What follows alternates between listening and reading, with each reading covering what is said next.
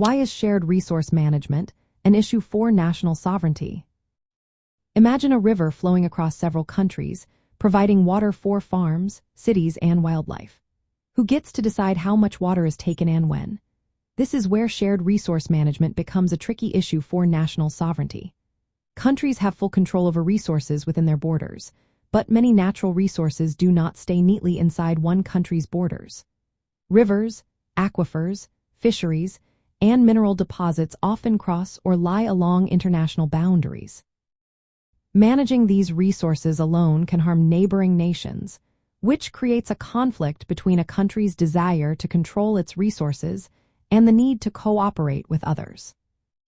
When countries share resources, they face a balancing act. They want to protect their own interests but also need to work with others to prevent overuse or pollution.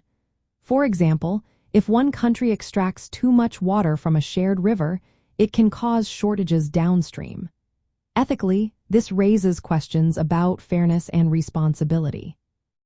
Politically, countries must negotiate treaties or agreements that limit their independence to ensure everyone benefits and the environment stays healthy.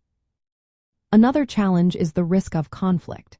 Powerful nations might dominate shared resources, leaving weaker nations at a disadvantage. This can lead to disputes over who has the right to access or use the resources. Such disagreements threaten peace and fairness, especially when resources are scarce or valuable. Negotiations must address these inequalities to avoid tensions escalating into conflicts. Environmental concerns add another layer. States have a duty to manage shared resources sustainably for future generations. This means not just thinking about immediate gains but also about long-term health of ecosystems.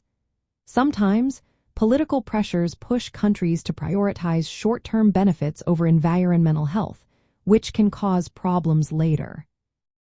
International law plays a role here too. Laws now emphasize the importance of not causing harm to other countries and using shared resources fairly. These norms are shifting away from absolute sovereignty towards shared governance, where countries work together to manage resources responsibly. In real life, managing shared resources involves diplomatic talks, sharing data openly, monitoring usage jointly, and resolving disputes peacefully.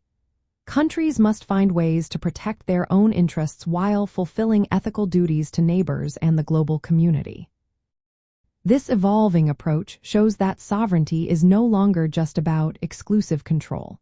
It now includes cooperation and shared responsibility, reflecting the complex relationship between ethics and politics in global governance.